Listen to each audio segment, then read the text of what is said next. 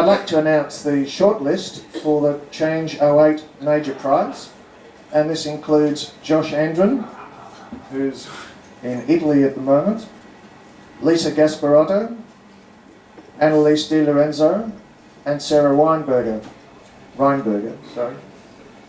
The winner will be announced at a prize-giving SRD AGM in late October.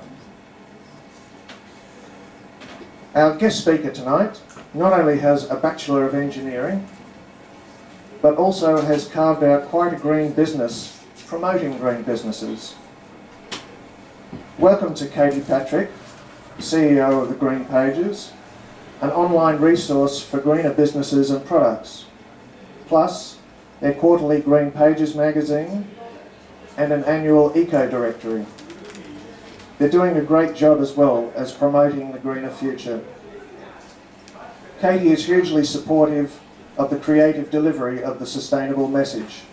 Please welcome Katie Patrick. It would be very small, and most of their budget would be put into manufacturing. For example, if you had a loaf of bread, they would, put 90% of the company's overheads into making the loaf of bread, and then 10% would go towards putting, billboards saying buy this bread. But now when you look at companies like, let's say, Coca-Cola and Adidas and Nike, it's really the other way around, where 90% is put into cultivating this essence of brand. And so much of our culture is now dependent on what a brand is and how we are sort of devoted to this kind of like brand stereotype. And in terms of us that are all working in the design field, we all contribute to these brands. We're all sort of, I'm sure everyone who's in design is kind of part of the Apple and Adobe sort of brand cult.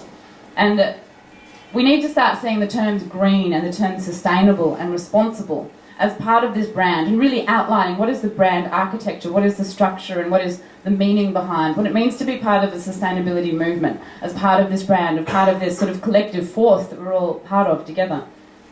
And in terms of when it comes to the more technical side of design, the necessity, we all know the quote, necessity is the mother of invention. I can't remember if it's innovation or invention with the quote. Invention? Yeah, I was thinking, I wanted to show it to the innovation, and I was like, oh, I didn't get it right, damn. I have a friend who always gets them wrong. He says, hit the nail on the hammer and stuff like that, and it's quite funny. But if we think about, this is even outside of if you're a greenie or not, but we are going to be working in a future, or we already are, that is energy constrained, that is carbon constrained, that is water constrained, that's waste constrained. And every single product that is designed, every engineering brief that's done, every building, every widget has to be designed in a way that's going to deal with this type of resource scarcity. And we haven't really had to worry about that in the past too much. There was plenty of landfills that we could put stuff into, and plenty of trees to be cut down, and plenty of potential mine sites to be excavated. And we don't have that luxury anymore. We've got a lot of people on the planet that need to be supported by increasingly dwindling resources. And resource scarcity is an issue. And so when you're designing anything at all, you need to look at how is this product going to work in a future where there's not much energy around? How's it going to work in a future when there's not so much waste around? And really thinking about all these things in great depth, which is what you guys are doing. And those are the sort of kind of scarcity issues that are going to drive this innovation, and a really sort of exciting, wonderful innovation.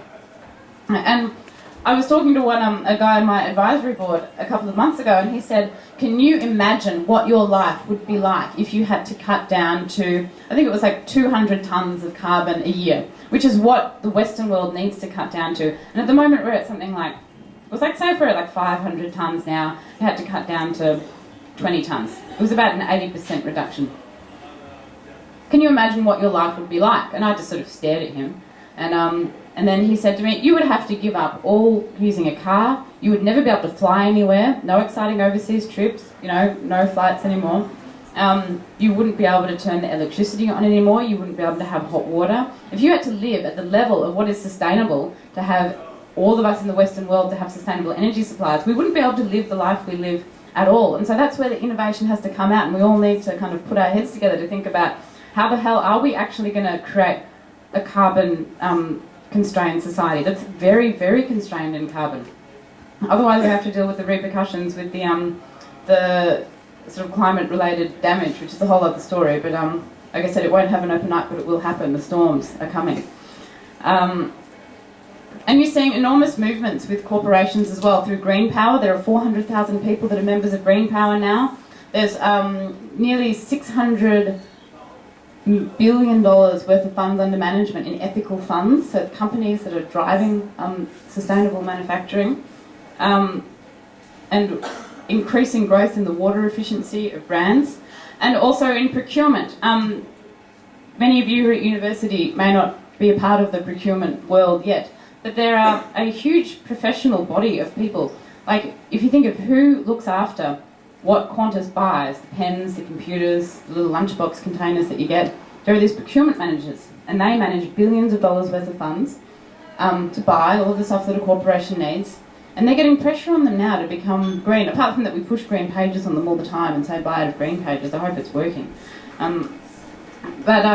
And so you need to figure out, if you're going to be designing, well, how do I fit into this procurement manager's psyche of what they're going to be buying? And they're very powerful people in overall spending. And you've got ISO 14001, environmental management system that you need to fit in, and also carbon accounting. These products need to be having to have a carbon audit on the own product you've designed, because if you're selling it to a company, they're going to have to add up all of their carbon. And it all sort of comes down to, I think, this wonderful, I'm sure you guys have heard of the term biomimicry, and really looking at nature and looking at an entire ecosystem. Basically, an entire ecosystem doesn't waste energy, it doesn't waste products. A tree and moss aren't incredibly wasteful. But it seems that when we manufacture products all individually in this sort of decompartmentalised sort of way, there's this enormous amount of waste that comes out. And it's one thing I was enormously frustrated by when I was at uni, that we learnt subjects completely separate to learning about the entire ecology.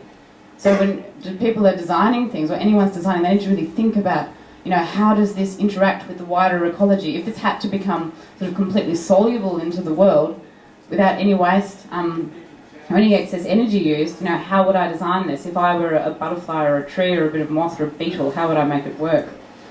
And it's a really wonderful place to be, and I think it's really exciting to be able to see so many people supportive of sustainable design, and it's the future. And I just want to remind everyone to keep the faith. When you get out of university, you go into the big hard world, the corporate world, it's not as sort of nice, and they're not as accepting of innovation. So be strong and keep it up, and all together, we really are making a difference. I deal with the different corporations all the time, what they're doing to go green, and all of us that are in this movement together are really starting to make some headway, and all governments and corporates are really starting to take up the kind of innovation that people like you guys are starting to create. So thanks everybody, and keep up the good work.